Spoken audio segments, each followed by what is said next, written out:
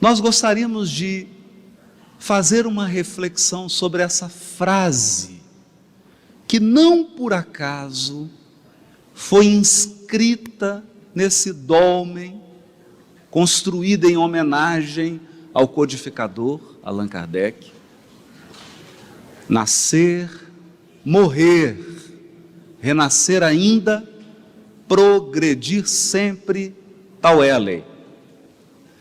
E eu convido a todos então que voltemos no tempo,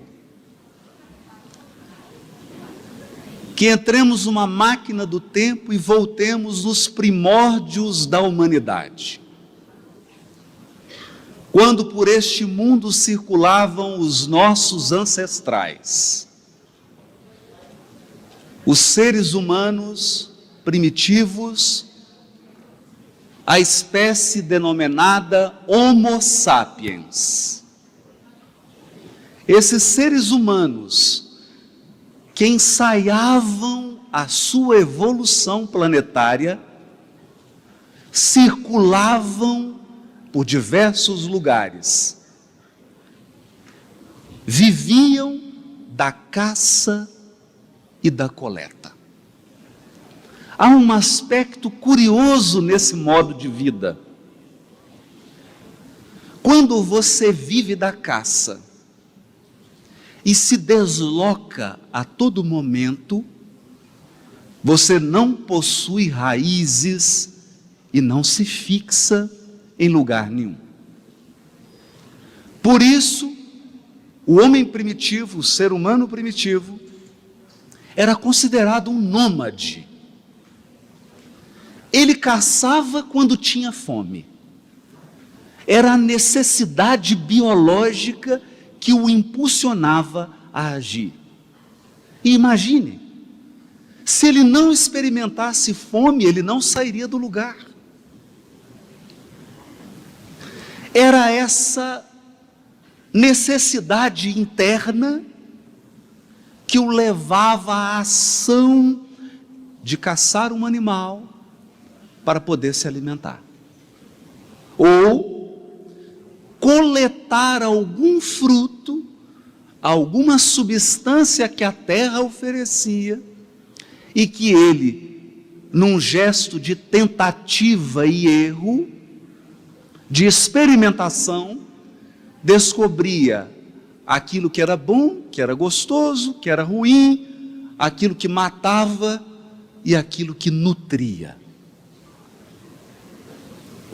Um ser humano movido então apenas pelos seus impulsos biológicos. Experimentava também sede, então buscava os locais em que tivesse água. Se você observar na Europa inteira, quantas cidades se estabeleceram ao longo ou às margens dos rios. A própria civilização egípcia ergueu-se à margem do rio Nilo. Sempre as necessidades biológicas impulsionando a criatura humana a encontrar soluções para satisfazer as suas necessidades. Sede, fome e a terceira delas, vital também, segurança.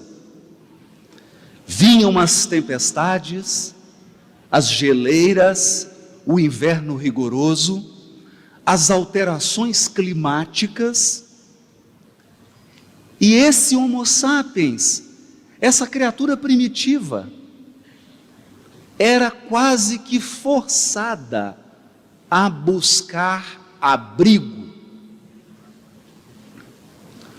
Por mais que avancemos na história humana, essas três necessidades continuam ainda guiando e movendo o ser humano: fome, sede e necessidade de abrigo e segurança. Ocorre que, passados milênios e milênios em que a espécie humana era caçadora e coletora, despertou nesse ser primitivo uma nova atitude mental. Ele passou a refletir sobre o ambiente que o cercava. Então ele fita o céu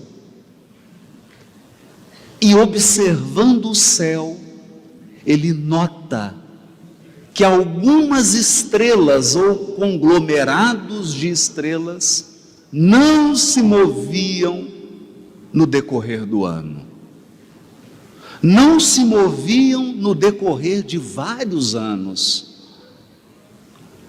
E a tradição foi passando de pai para filho. Ao lado desse conjunto de estrelas que não se moviam, ele percebeu que alguns corpos celestes se movimentavam. O sol, por exemplo, tinha o seu caminho no céu.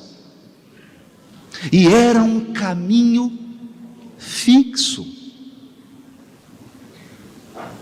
Em toda a época do ano, você poderia encontrar o sol naquela mesma posição, naquela mesma inclinação.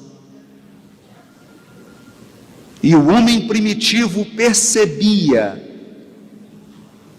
que há uma ordem celeste. O mesmo se deu com a observação da lua.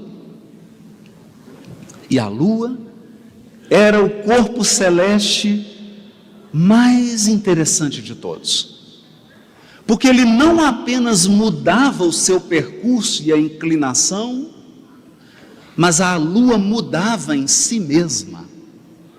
Uma hora ela desaparecia, outra hora ela surgia plena, cheia, algumas vezes só a metade dela. Mas tudo isso era cíclico.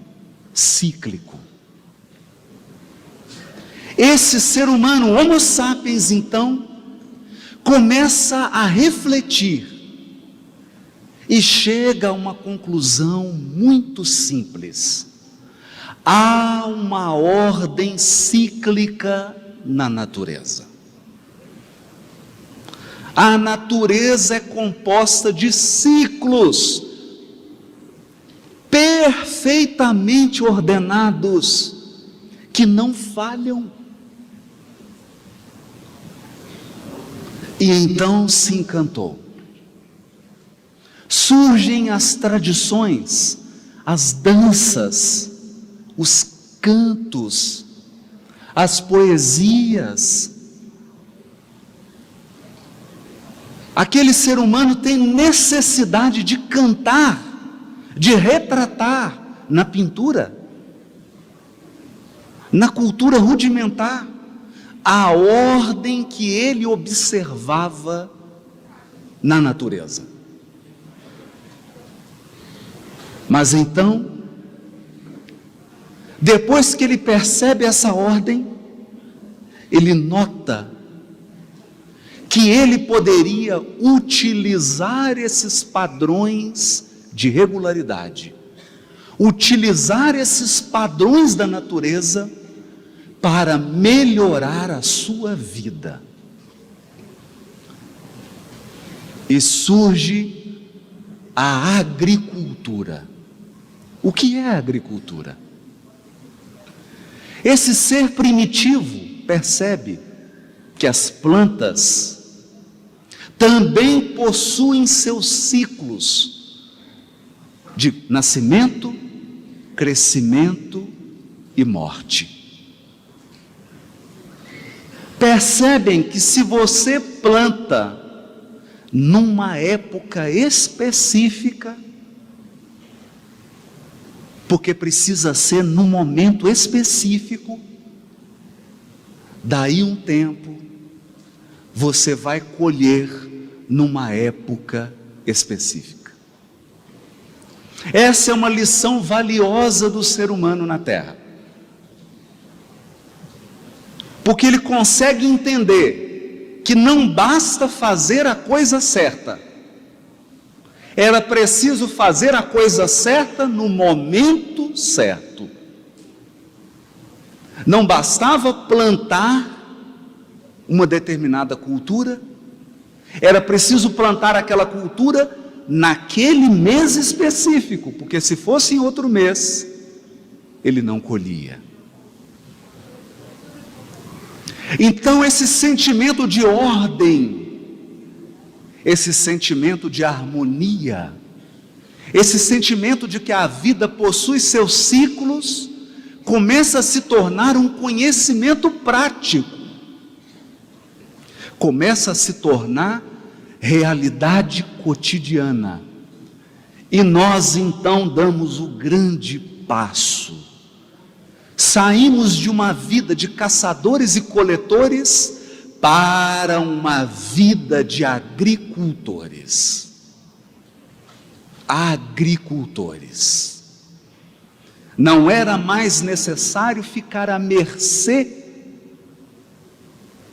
dos animais. Não era mais necessário sair sentindo-se inseguro e com medo para caçar o alimento do dia. Agora, esse ser humano entendia que ele poderia manipular as espécies, as sementes, poderia cuidar da terra. E se ele observasse o padrão de ordem que existe na natureza, ele iria colher fartamente. Então ele se fixa, no início em tribos, depois em comunidades maiores, depois ele começa a construir aglomerados, que nós podemos hoje chamar de cidades. Não tinham esse nome, e elas nem se aproximam das nossas cidades de hoje, mas o conceito é o mesmo. As pessoas se fixam na terra. Por quê? Por que agora elas não tinham necessidade de vagar, de andarem desnorteadas e desorientadas? Porque elas aprenderam que a natureza possui ciclos. Essas pessoas aprenderam que a natureza possui ordem, leis, e que se você for suficientemente inteligente para aceitar isso, e se você for suficientemente habilidoso para usar isso, você vive melhor. Melhor. Surgem então as plantações. Com as plantações, as casas. O ser humano se fixa. Ele percebe também que as espécies animais que antes representavam medo, os outros seres despertavam apenas medo. Por isso que ele caçava, ele prendia, ele matava. Mas agora ele percebe que essas espécies animais também possuem o seu ciclo de reprodução. Então o ser humano começa a cuidar de animais. E ele vai chamar esse conjunto de animais de rebanhos. Ele sabe que uma vez por ano, a fêmea da espécie dará sua cria. E ele sabe que se ele alimentar, e que se ele observar a ordem da natureza, ele aumentará o seu rebanho. Então ele não precisa mais desesperar-se com a caça, ele pode criar animais. O tempo passa, E essa compreensão de que existe uma ordem na vida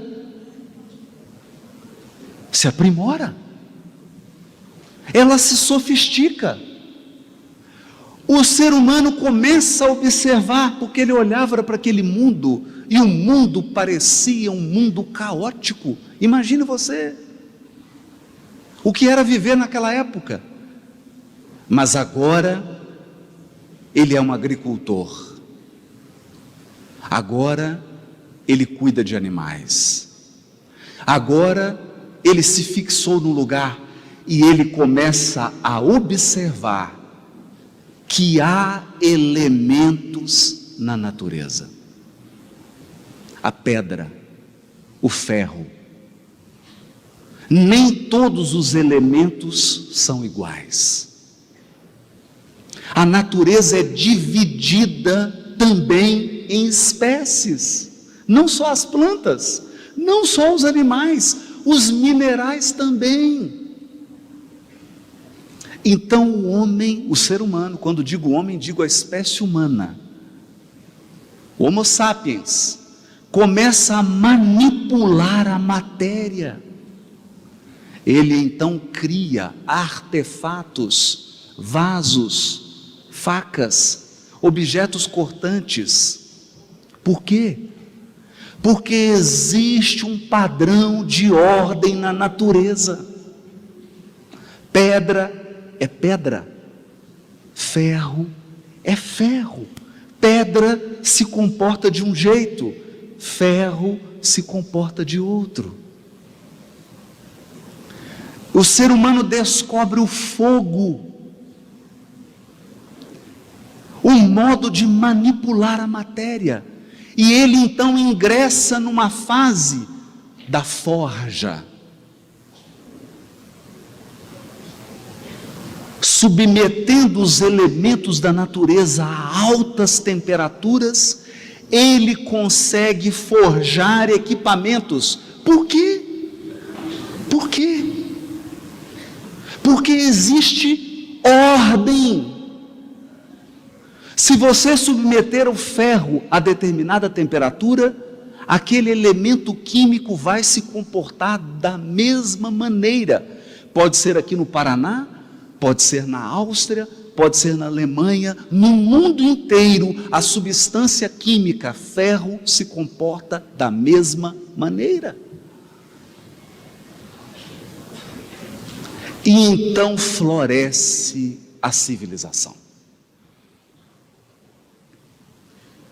O encarnado domina os elementos da matéria, constrói casas, ergue instituições, começa a imitar a ordem da natureza na sociedade,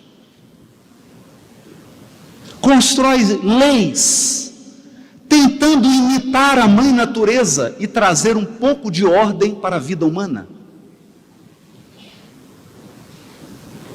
E as experiências que o encarnado passa a ter então, são experiências mais desafiadoras.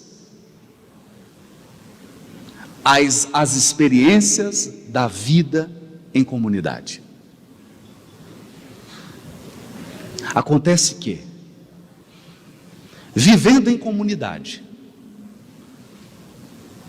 mesmo criando leis, instituições e mecanismos para proteger a vida comunitária, o ser humano olhava ao redor e ele percebia uma coisa constrangedora, muito constrangedora. Até hoje, milhões e milhões de encarnados, mesmo passados mais de 50 mil anos, a maioria dos encarnados ainda se encontra nesse estágio de perplexidade. A nossa angústia é a mesma angústia dos assírios e dos babilônios.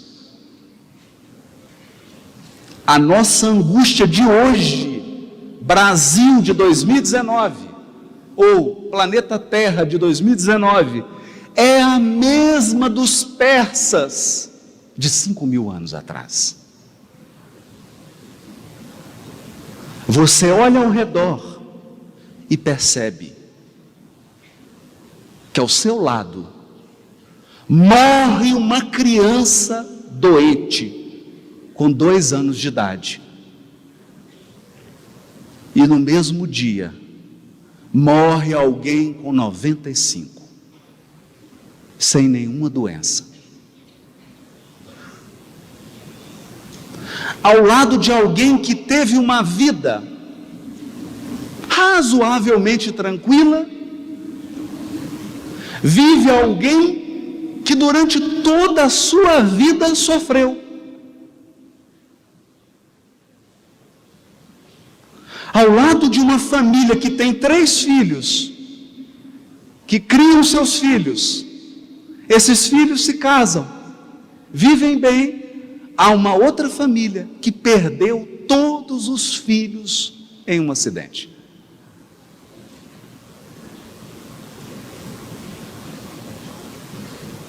Há uma desigualdade total. Total. E não é uma desigualdade de recursos materiais. Você pode dar recursos materiais iguais para todas as pessoas. É uma desigualdade de destino. Destino. Um nasce cego, o outro enxergando, e o outro meio cego. Nem vendo, nem cego. No meio, com tendência a piorar. Outro dia encontrei com meu amigo, da minha idade. Ele olhou para mim e disse assim: nossa, você ainda tem tanto cabelo. Eu quase que segurei assim, dei um passe e fiz uma prece, porque ele já estava careca.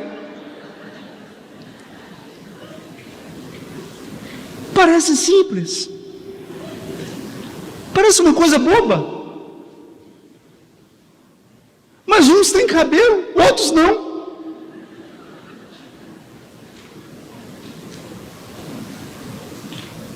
Uns possuem uma vida afetiva estabilizada, outros vivem tormentas. Uns nascem e, mesmo sendo responsáveis, trabalhadores, talentosos, têm uma vida material desafiadora. Outros nunca passaram uma dificuldade material. Então você volta a olhar para a natureza e observa. Você olha para o céu e o céu continua exatamente o que era há centenas de milhares de anos. O sol continua fazendo o seu caminho todos os dias. A natureza é tão sábia, que nós podemos fazer uma previsão. Por exemplo, todo ano, dia 25 de abril, tem sol em Curitiba. Pode anotar, é 25 de abril. Nos outros dias está nublado e com frio. Então você olha para o céu, tem ordem. Você olha para as plantas, tudo tem ordem. O café tem seu ciclo, a alface tem seu ciclo, a soja tem seu ciclo, o arroz tem seu ciclo. O arroz você tem que plantar num determinado mês, o café em outro, o alface em outro. Lembre-se, não basta fazer a coisa certa, é preciso fazer a coisa certa no momento certo. Tudo tem ordem, mas quando você olha para a sua vida, é uma desordem.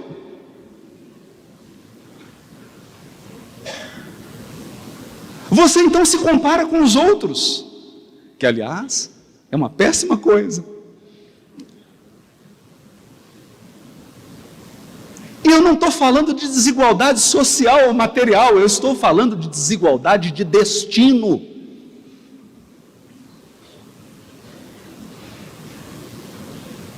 Esse é o grande ponto. Esse é o grande dilema humano. É isso que nos tira o sono. Dois irmãos nascem na mesma casa. Dois irmãos, filhos dos mesmos pais, receberam a mesma educação, receberam os mesmos recursos e têm vidas absolutamente diferentes. E não estou falando dos casos extremos, não. Os dois são responsáveis, os dois são estudiosos, os dois são honestos, os dois são justos, mas um parece que teve mais sorte.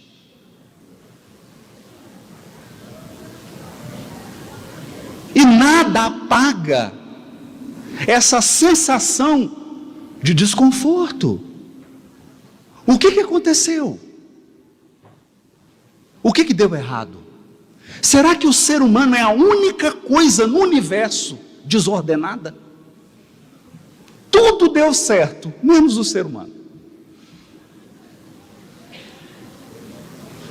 Os minerais estão em ordem, a flora está em ordem, a fauna está em ordem, o universo está em ordem, mas o ser humano, nem tanto.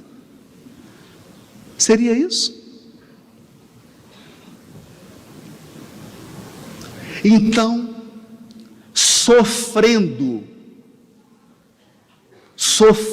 por conta disso, há pouco tempo,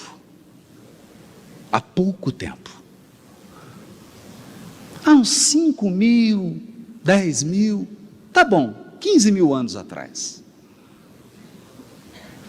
nós começamos a fazer uma experiência que eu poderia chamar de experiência religiosa filosófica. Nós precisávamos encontrar uma explicação. Por que Maria e José, ou Joaquim e Manuel, ou Alfred e Mirna, tiveram 3 filhos, os 3 morreram. E a sua irmã teve 4 filhos, e os 4 estão vivos, muito bem, obrigado.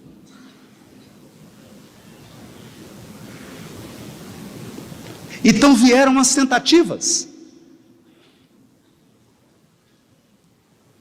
E em função de nós trazermos dentro de nós, quer você queira, quer você não queira, existe um DNA, um gene dentro de você, que toda hora brilha e te diz assim: existe um Criador. Então nós começamos a pensar: quem criou isso? Quem criou isso?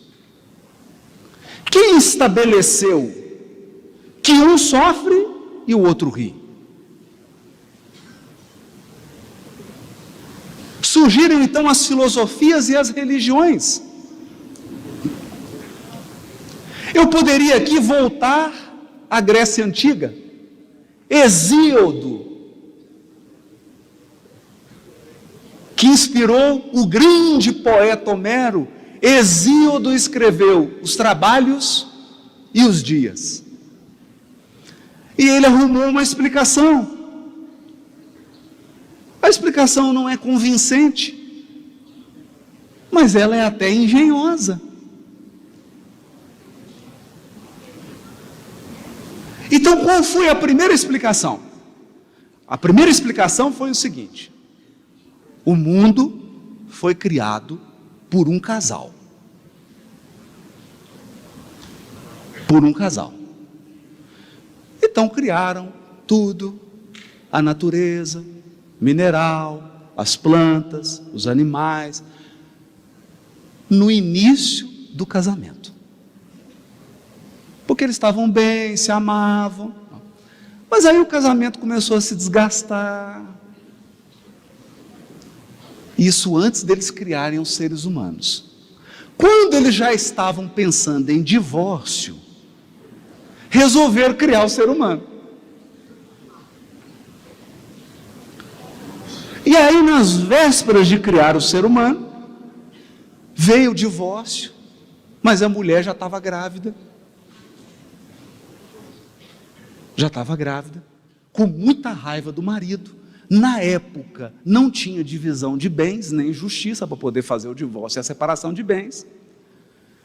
Então a mulher pediu para os filhos matarem o pai. Eu estou contando para vocês, mitologia grega. Uranós e Gaia, Uranós sofrendo a agressão do seu filho Saturno, que tentou matá-lo. Uranós o céu, Gaia a terra, Saturno o tempo. Então eu estou falando grego com a sua imaginação. Mas o que significa isso? A partir de Saturno e da tentativa de matar o seu pai, surge uma multidão de deuses. E essa multidão de deuses vai criar, cada um, uns tipos de gente para morar na terra. Por isso que todo mundo é diferente. Então, uns são filhos de um Deus, outros são filhos de outro. Aí você conseguir explicar essa bagunça que é o ser humano. E essa diversidade que há na vida humana. Tudo parecia ter sido explicado, mas quem se convencia disso? É mais ou menos se eu dissesse assim: vamos separar esse auditório em 3 partes. A turma da esquerda é a turma que vai nascer só sofrer. Combinado? Só paulada. A turma do meio, vai umas pauladinhas, mas vai ter uma vida razoável. E a turma da direita, só alegria. Ótimo. Não, mas eu não separei ainda. Então agora eu preciso montar os grupos. Quem se voluntaria para ir para a esquerda? Ninguém. Para a coluna do meio.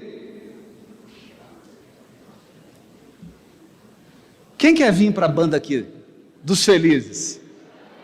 Todo mundo? Para não falar que eu estou dando conotação política à palestra, então vamos mudar. Do lado esquerdo, só os felizes. Do lado do meio, os que têm alguns aborrecimentos. E do lado direito, a turma que só toma paulada desde a hora que nasce e sofre até no velório. Isso te convence? Isso te consola? Então eu digo para você assim: turma da direita, vocês que sofrem, é porque vocês são filho de Urano. Urano, o filho dele decepou a parte importante dele, aquela parte sensível do homem, né? Ele ficou muito triste, sofreu. Agora, vocês não, vocês são filhos de Gaia. Isso não convence ninguém. Porque não havia lógica nisso. Não tem lógica. Qual que é o critério? O arbítrio? Sabe qual que é o critério? Eu vou dizer: unidu unité, salamé mingué. Esse é o critério. É a sorte. É o critério aleatório. Então a pessoa chega, abraça você e fala assim: fica triste não, a vida é assim mesmo, você nasceu só para tomar uma paulada. É só assina. Aí você fala, obrigado. Nossa, eu estou tão aliviado. Puxa vida, cheguei aqui me sentindo mal. Nossa, agora eu estou animado. Que coisa boa, que explicação maravilhosa. Roleta russa. Aí você tem uma filhinha, um filhinho. Vamos fazer aqui, peraí. Gira. Unidunite salame mingueira. Ih, vai sofrer. Sofrer a vida inteira. É assim? Mas é essa teologia religiosa que vigora no mundo até hoje.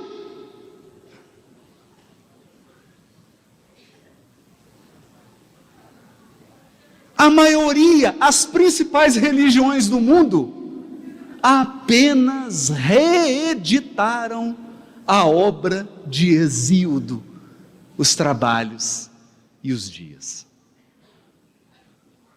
Eu vou dar alguns exemplos. Então vamos examinar o dogma do céu e do inferno.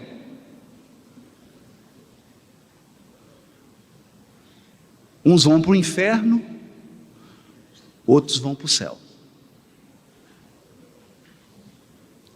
Há alguns teólogos que chegam a dizer: você já nasce com um bilhete comprado. Então, não se preocupe. Se você tiver que ir para o inferno, você vai mesmo, porque você já nasceu para ir para o inferno.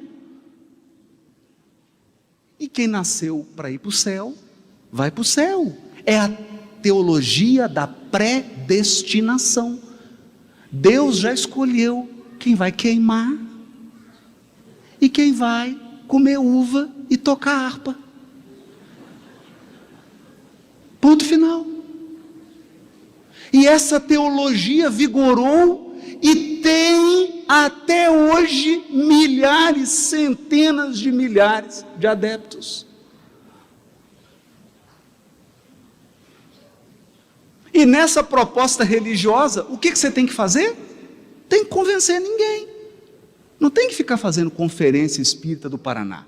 Você tem só que identificar quem que nasceu para ir para o céu, reunir e dar tchau para quem nasceu para ir para o inferno. É simples. Te convence? Não, me convence. Te convence? Então tá.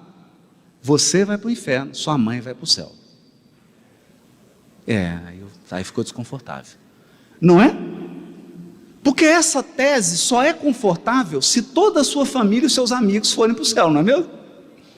Agora, se tiver que dividir, está você, sua mãe, seu pai, o esposo, o marido, os filhos, aí divide. Vem cá. Não, você vai para o inferno. Mas nós vamos ficar separados? Para sempre. Você gostou? Você se sentiu consolado? Então você chega e fala: nossa, eu estou passando tanta dificuldade na vida. Preocupa, você nasceu para ir para o inferno. É predestinação. Você já nasceu para ir para o inferno. É só contar o dia. Te consolou? Você está animado? Seu sábado vai ser melhor? Não vai? Mas aí nós temos uma versão, então, uma versão gourmet do céu e inferno. Uma versão light. Não tem glúten, nem açúcar, nem lactose. É o céu e inferno sem glúten, sem açúcar e sem lactose. Como é que ele funciona? Funciona assim. Funciona da seguinte maneira: toda vez que você faz uma boa ação, vai para o pote do céu. Toda vez que você pratica uma má ação, vai para o pote do inferno. Depois, o que a gente faz? Quando você morre, a gente conta o pote. Aí você morreu, tá bom assim? Poxa, agora ficou bom. Essa é a versão gourmet do inferno e do céu. Ficou bom porque agora, pelo menos, ir para o céu e para o inferno depende de mim. Será? Então vamos lá. Você vive, aí morre, vai fazer a contagem. 100 pedrinhas no inferno, 99 no céu. Por uma questão.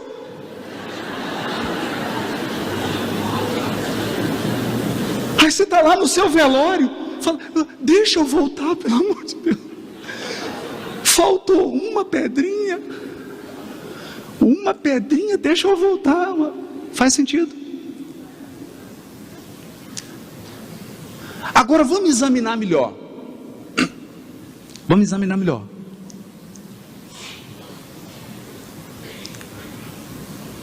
Você tirou seu carro da garagem.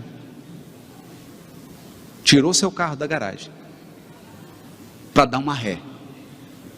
Só que você não viu que o seu gatinho estava atrás. Passou por cima dele. Matou o gatinho. Essa pedrinha vai para o céu ou para o inferno? Para o inferno. Pedrinha é uma má ação. Matou o gatinho. Vai para o inferno.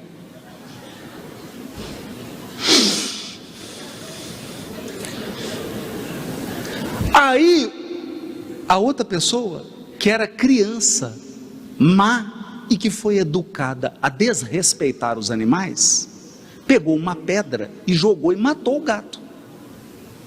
É uma má ação. A pedrinha dele vai para qual pote? Vai para o pote do inferno. Mas, opa, está justo isso?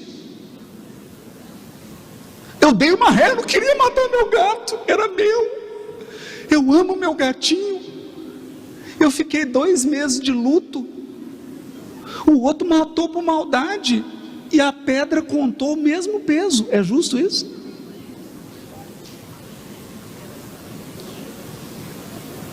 É justo?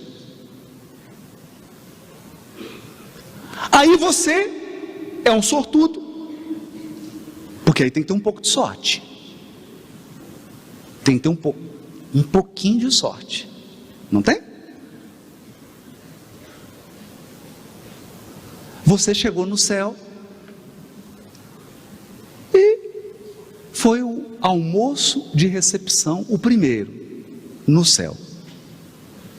Aí você começou, puxa, estamos no céu, ainda bem, né? Ah, você é filho de quem? Ah, eu sou filho da minha mãe, a Nilza. E ela? Ela está no inferno. Mamãe está no... Mamãe. E seu pai? Está no inferno também. Não, mas seu pai era uma pessoa boa. Pois é, por uma pedrinha. Uma pedrinha. É que ele ficou doente uns 3 meses e não pôde fazer nenhum bem. Uma pedrinha e ele estaria aqui. E a sua mãe, uma pessoa tão boa. Nossa, mas olha, ela sem querer, num acidente, aconteceu uma coisa grave. Colocou 10 pedrinhas no inferno. Puxa vida, que tragédia. E a sua vida? Ah, minha vida foi difícil. Minha vida foi difícil. Comecei a trabalhar com 8 anos de idade. E aí a pessoa conta aquela ladainha, uma vida de esforço, de sofrimento. Aí pergunta, e você, está aqui no céu também? Não, eu tranquilo. Nasci em uma família muito boa, meus pais muito bons, mamãe e papai estão aqui no céu. É mesmo? É. Mas por quantos pontos? Uma pedrinha a mais. Os 2 estão aqui. Mas me conta um pouco da sua vida. Uma infância tranquila, tive tudo, papai pagou a faculdade, eu só comecei a trabalhar com 25 anos. Como papai já tinha uma empresa, eu assumi os negócios do papai, trabalhei a vida inteira tranquilo, encontrei uma pessoa maravilhosa, aí o outro já está com aquela inveja no céu, né? Mas você não teve nenhum problema no casamento? Não, casei com a minha alma gêmea. Teve filhos? tivemos 3 filhos. Não, mas deu problema nos filhos, né? De jeito nenhum. Os 3 já estão com tanta pedrinha que já está garantida a vinda para o céu. Bem educados, religiosos. Não, mas aí você morreu de alguma doença, né? Não, estava assistindo televisão, 95 anos, de repente morri.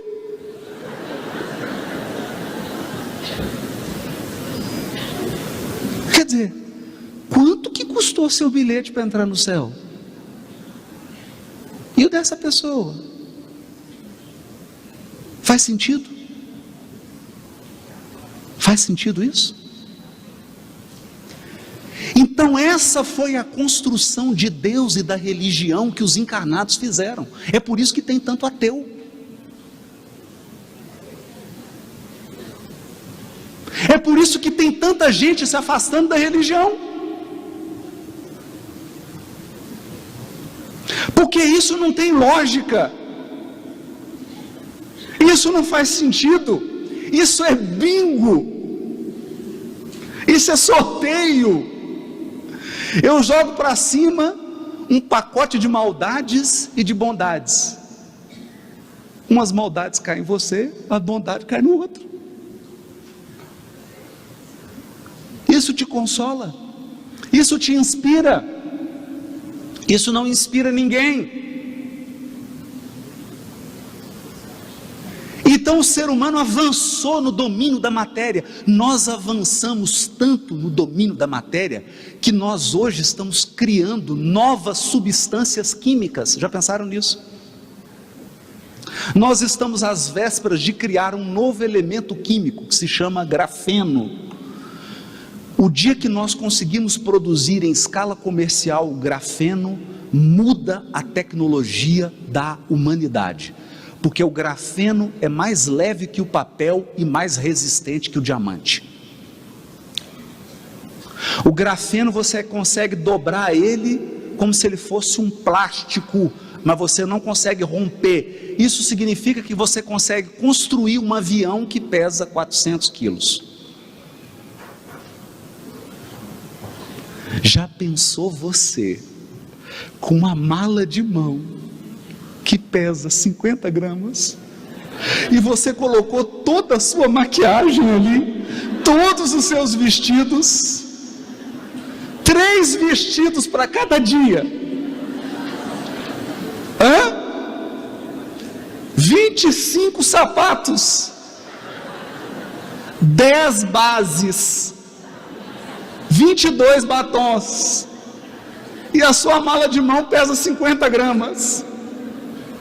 É o sonho das mulheres. Esse é o grafeno. Nós dominamos a matéria. Nós construímos um sistema social e econômico que hoje é global e mundial.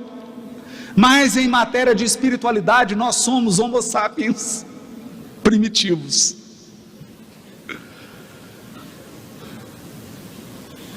A maioria dos encarnados nutrem crenças religiosas que são infantis. Eu não estou ofendendo ninguém. Eu estou dizendo a crença. Então, em 1857, seres mais evoluídos que nós, nossos irmãos, pessoas na essência iguais a você, iguais a mim, só que mais evoluídos, mais avançados, mais experimentados, se reuniram e tomaram uma decisão: vamos ajudar essa turma? Vamos. Vamos transmitir a nossa experiência de vida para eles? Vamos. E eles nos ensinaram coisas simples que eu quero falar agora. Você planta milho, anda pelo Paraná, agora é a época do plantio do milho. Anda pelo Paraná. Daqui a pouco vai ser da soja. Anda pelo Paraná. O milho está começando a crescer. Plantou 1 mês e meio atrás, 2 meses atrás. Ele começou a crescer, ele está crescendo. Daqui a pouco começa a surgir a espiga. Daqui a pouco a espiga começa a ter o milho, o grão verde. Daqui a pouco tem pamonha. Daqui a pouco o milho fica amarelo, começa a ficar duro. Daqui a pouco seca tudo. Daqui a pouco fica só palha, tudo seco, e você precisa arrancar. Mas ano que vem, você planta de novo, o milho cresce, surge a espiga, surge os grãos verdes, pamonha de novo, seca, fica amarelo, e você tem que arrancar. Mas no outro ano, perceberam? Então por que a sua vida é diferente disso? Tudo na natureza tem um ciclo. Por que a sua vida não teria? Estaria o ser humano alheio à natureza? Então vieram os imortais e nos disseram: ei, meus irmãos,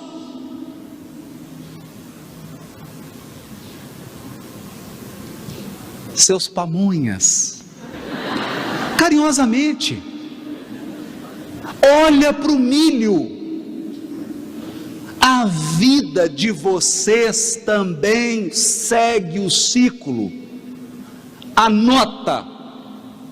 Aí você pegou o papel e a caneta, pode dizer: eu vou dizer para vocês o ciclo da vida do espírito imortal. Nascer,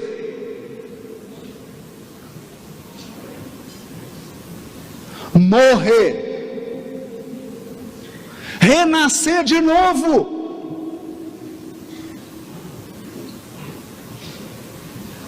Opa, repete. Nascer, morrer, renascer de novo, progredir sempre, sempre, sempre vai melhorar. Anota isso. Não importa o quão difícil está a sua vida, sempre vai melhorar. Tal é a lei. Tal é a lei. Vai progredir. E o que está ruim hoje é porque você está consertando. Então olha para a sua vida. Eu tenho certeza que não está tudo bom. Nunca vai estar. Nunca. Nunca. A gente vai chegando numa idade, aí você começa a conversar com as pessoas. E aí, meu amigo, como é que era 25 anos atrás? Nossa, rapaz, não tinha dinheiro para nada, Jesus amado. Ô luta. 2 filhas, e nossa, não tinha dinheiro, e tinha que trabalhar aqui, e hoje? Não, hoje tenho dinheiro. Tem umas doenças assim, umas dorzinhas, é coluna, a esposa está doente. Trocou de problema. Por quê? Porque tudo tem que progredir, mas não é ao mesmo tempo. Então a tua vida está progredindo. Isso significa que felicidade plena exige pureza plena. Se você não está feliz numa área ainda, é porque não está puro. Tem que purificar, tem que aperfeiçoar, tem que aprender, tem que renovar, progredir sempre. Mas uma vida não dá tempo.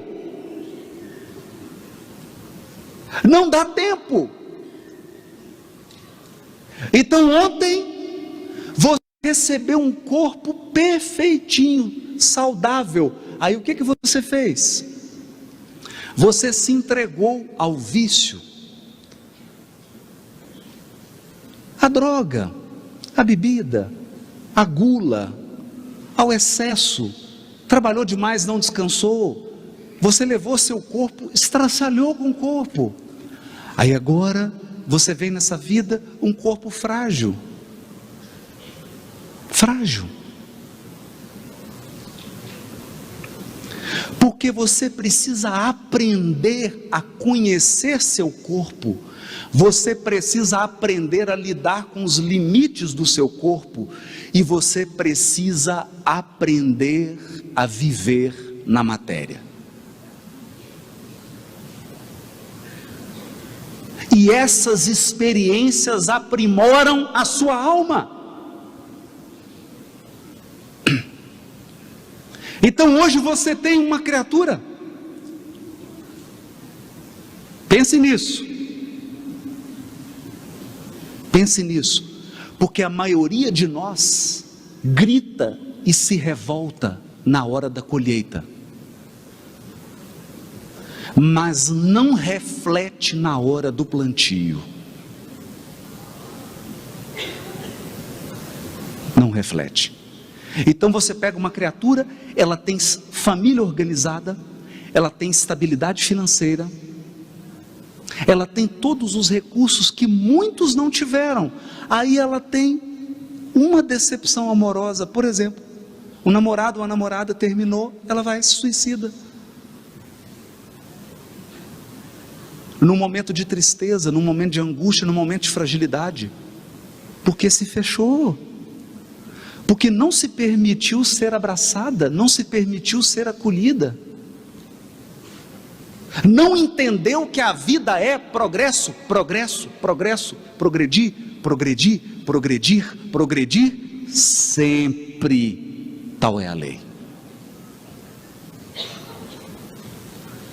Só que a vida não cessa, e a morte é o jogo escuro das ilusões. A vida não cessa. Você mata o corpo, mas continua vivo. Essa criatura chega no mundo espiritual, e amanhã, daqui 10 anos, 15, 20 anos, nasce uma criança. Nasceu uma criança na sua família, e essa criança morre de uma doença com 2 aninhos de idade, com 3 aninhos de idade, e você diz assim: meu Deus, por que isso aconteceu? Por que isso aconteceu? Por quê?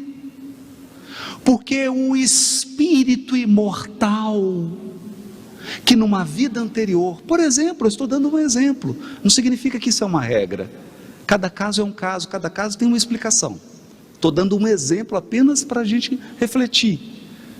Essa criancinha era um espírito que ceifou a própria vida, lesou o perispírito, e agora ele está tentando reajustar o perispírito. Então às vezes é necessário ele vir numa vida para ajustar, para ele conseguir um corpo para uma encarnação futura.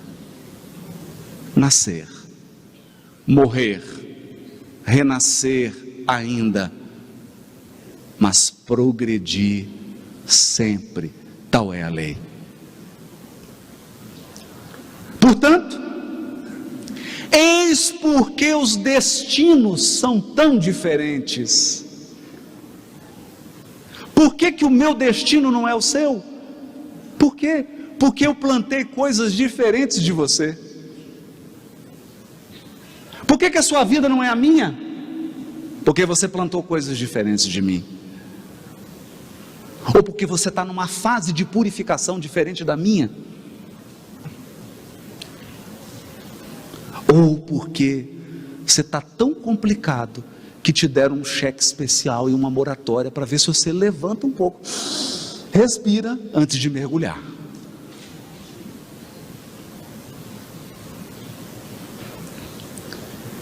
Surge então o conceito de evolução espiritual. E agora O Espiritismo nos apresenta uma imagem de Deus completamente diferente de tudo. Completamente diferente de tudo. Eu vou tentar dizer uma linguagem assim mais moderna, mais Deus é o seu coach. É o seu coach.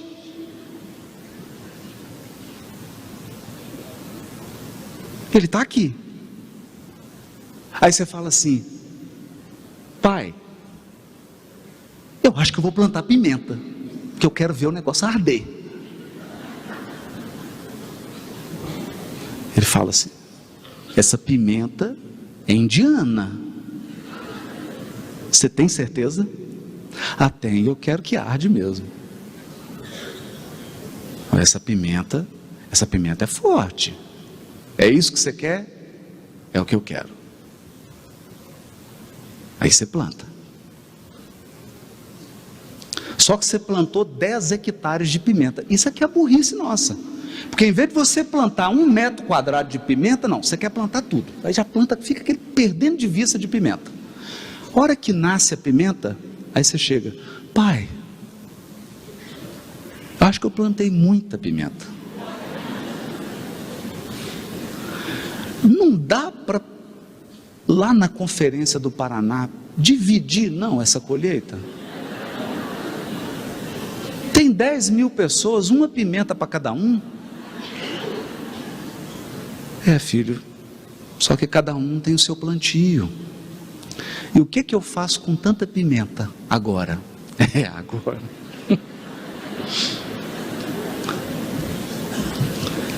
Agora eu vou te ensinar a diversificar a cultura. Você aprendeu. Você progrediu.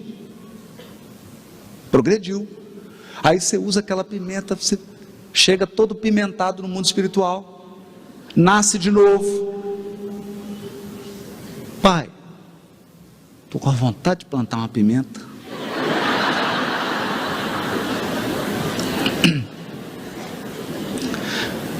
E aí ele fala: está pensando em plantar quanto? Porque agora o diálogo já é mais sofisticado. Você aprendeu? Aí ele pergunta: você está pensando em plantar quanto?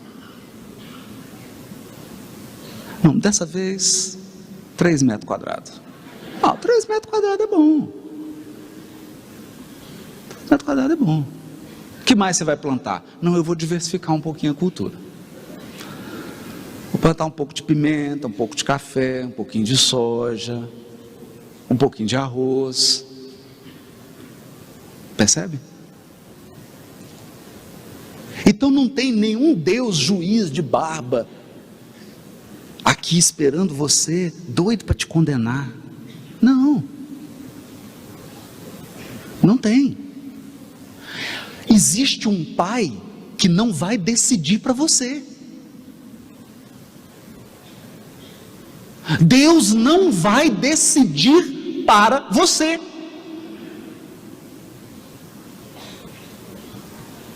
Ele vai te orientar. E acredite, depois que você plantou mal, se não fosse Ele, você não estaria de pé. Porque depois que a gente faz a bobagem, Ele fica do nosso lado ajudando a resolver. Então, deixa eu te dizer o seguinte: se a sua vida hoje são 5 alqueires de pimenta, fica calmo. Segura na mão de Deus e vai. Vai.